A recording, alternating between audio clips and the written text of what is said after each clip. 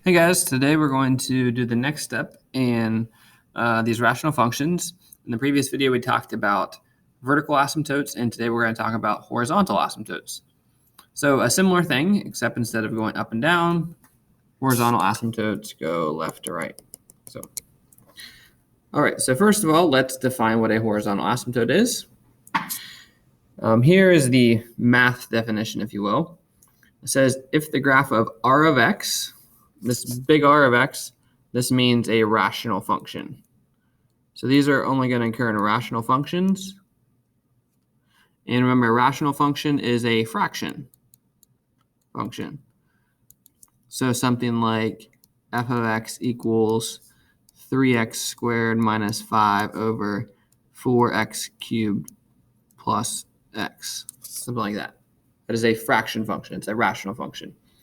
So if we have a rational function, and with this rational function, let's just make up a graph. Maybe it looks like this, and then maybe it goes like this.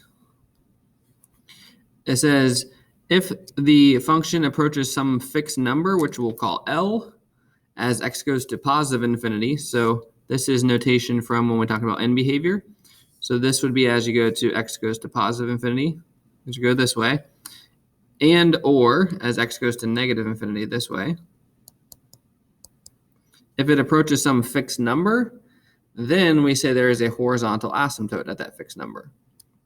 So this particular graph, notice the end behavior here, it is not going like up to positive infinity or down to negative infinity. It's approaching some value, some fixed quantity. And the same here, the end behavior of this one is not going down to negative infinity or up to positive infinity. It's approaching some value, which if I were to just sort of draw a dotted line in here, you can see this function is getting infinitely close to that. If I were to extend this function to, say, infinity or whatever, this would get infinitely close to this, but never actually cross it. Same in this direction, it would get infinitely close, but never actually cross it. So that is a horizontal asymptote. It's a line that our function gets infinitely close to. It approaches that without actually crossing it. So this is a horizontal asymptote. And this particular drawing, this value here, this fixed value, this would be L, the fixed value there. So it approaches it in either or both directions. So we would say there is a horizontal asymptote. Let's say this is 2. So we would say a horizontal asymptote at y equals 2. On your calculators, you can't always tell exactly where this is. There's no dotted lines on your calculators either. You might be able to estimate it. Today we're going to talk about how you would find that algebraically, meaning the same way that we found vertical asymptotes algebraically, where you had to find like the zeros of the denominator that were not zeros of the numerator, and to compare them, there's going to be an algebraic way that we're going to find these horizontal asymptotes as well. So there's 3 rules. These 3 rules, you're going to want to write these down. I'm going to summarize them maybe a little bit shorthand when we get to the actual problem. So if you don't want to write down this part, that's fine, because I'll summarize them a little bit shorter. But here's the rules. We're going to be looking at the powers of the numerator and the denominator. So the first horizontal asymptote rule says that if the higher power, and we're talking about the degree is the highest power of a given function, is in the denominator. So let's say we have a function that looks like this. Our function is x squared plus 5 over x cubed minus 3x plus 7. So the higher power is in the denominator. The highest power, i.e. the degree. If we look at this function, the highest power there is a third power, right? It's bigger than any power in the numerator.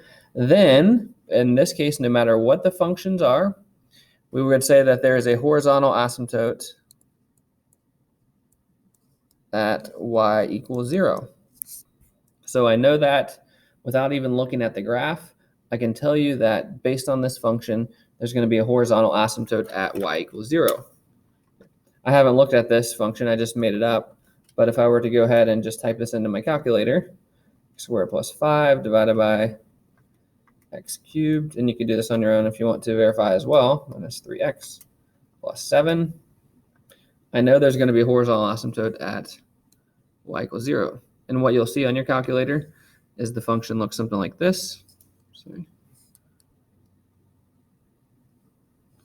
Goes there, and then it kind of does a little thing here. And in both directions, you can see that that function is approaching 0 as it goes to positive and negative infinity. It's approaching this line of 0. So there would be a horizontal asymptote at y equals 0. So that's how we confirm it. So no matter what the function is, if there's the bigger power, the degree, if it's on the denominator in the bottom, we would say that there's a horizontal asymptote at y equals 0. The second rule is if the degrees of the numerator and the denominator are equal. So let me give you a scenario here. Let's say our function is f of x equals 4x squared plus 7. And on the bottom, we've got 2x squared minus x. Oh, I said squared, I wrote cubed for some reason. Right. So in this case, we look at the powers, the biggest power on the top and the bottom, and they're the same because we've got a squared on the top and a squared on the bottom. So if these powers are the same, we said that there is a horizontal asymptote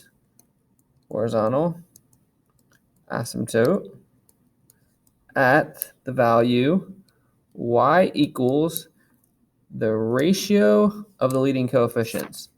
What that means is we basically just take the numbers in front of those two highest powers and write them as a fraction. So 4 over 2, and then just reduce that, which is 2. So there is a horizontal asymptote at y equals 2. And again, I just made this function up, but if I were to go ahead and graph it, 4x squared plus 7 divided by 2x squared minus x, I can guarantee that there's going to be a horizontal asymptote at y equals 2.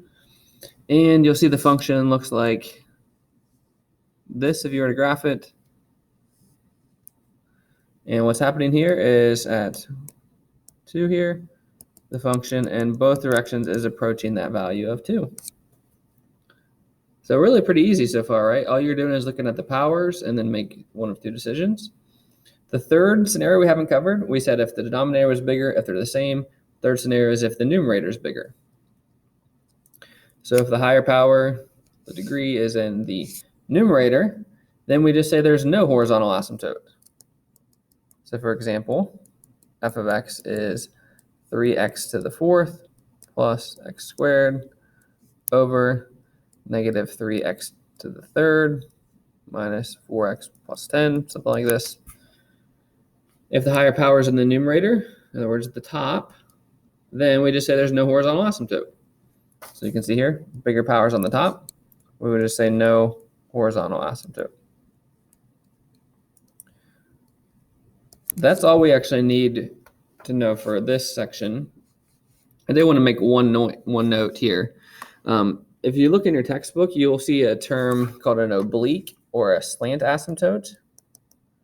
Oblique, which means a slant asymptote. And if I were to actually, let me just go ahead and graph this. We'll see if this example works here. 3x to the 4th plus x squared divided by x to the 3rd. Oops.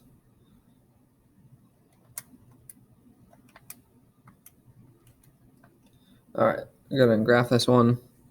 What you will see is not a horizontal asymptote, but you'll see something kind of weird. Kind of like this. And then down here, so it goes like this. So you'll see something called a slant asymptote, which is this visible line that goes across here. And so the function actually approaches a line. It approaches some linear equation. So there is no horizontal asymptote, but there is something called an oblique or a slant asymptote. We're not going to really worry about how you find that, but just to note that there is an oblique or a slant asymptote if the numerator is bigger by 1.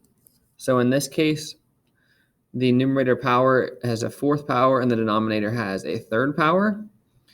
For right now, again, we're just going to say there's no horizontal asymptote because there isn't, but there is something called a slant asymptote if it's bigger by 1, and then there actually would be no oblique asymptote, which is a slant, if the numerator is bigger by 2 or more. So in other words, if that top power was, say, a fifth power, if I change that to a fifth, then the slant asymptote would go away. There would just be no horizontal or slant. So if I were to change that, let's see how it changes our function here.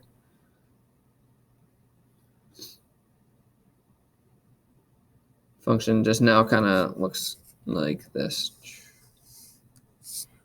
So there's no slant asymptote anymore. It goes away. Again, that's kind of bonus information. It is in your book, though. You might need it at some point. But for the purposes of our assignment, if it's bigger on the top, you just say no horizontal asymptote. But it is good to know that if it is bigger by 1, there's a slant. If it's bigger by 2 or more, there'd be no slant or horizontal. All right, so that's sort of the note portion. Let's go ahead and look at some examples. We are going to do these on Delta Math.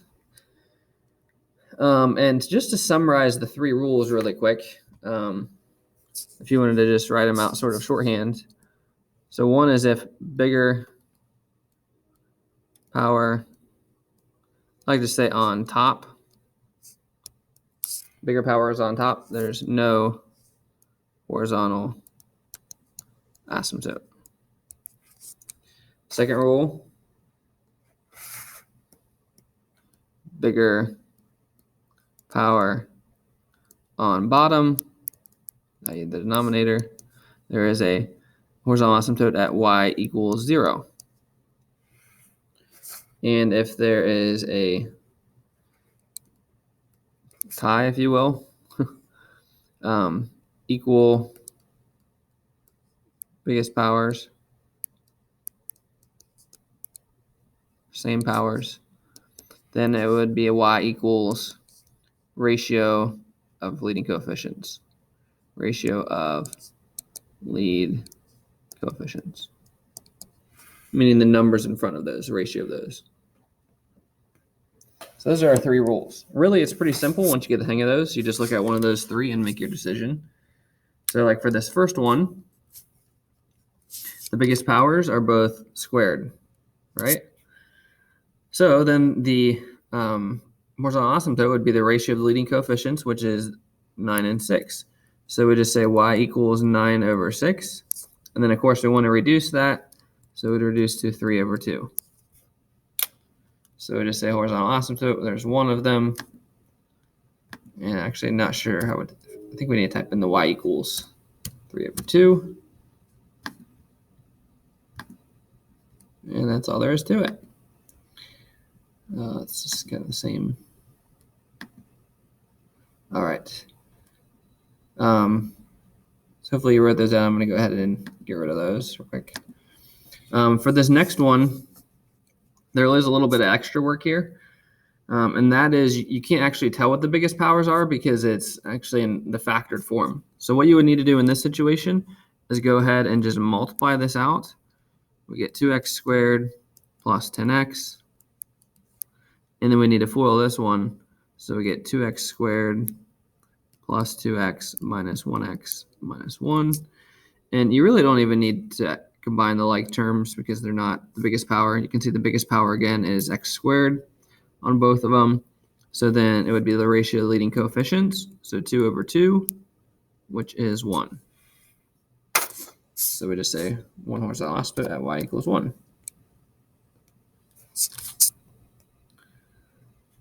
Let's see if we can get something different. They're all the same right now. All right, this one's slightly different. And this one we do have to multiply it out. On the top we get 3x minus 24. On the bottom we do have to FOIL 3x squared minus 24x minus 10x plus 80. So the biggest power then is the denominator, it's x squared. So if we have the bigger power on the bottom, we said there's a horizontal asymptote at y equals 0. Y equals 0.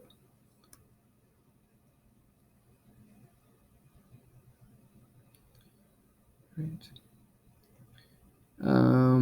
Trying to get a different scenario here for it. Looks like this one is going to be bigger on the top. Clear this one out. So all you're going to do, multiply. We get 2x squared minus 16x. On the bottom, we get 3x minus 24. And look at the biggest powers. We got a bigger power on the top because we got an x squared. On the bottom, we only have an x to the first power. So in this case, there's going to be no horizontal asymptote. No horizontal asymptote. This case would actually have a slant or an oblique asymptote, but for the purposes of this, you just need to answer no horizontal asymptote.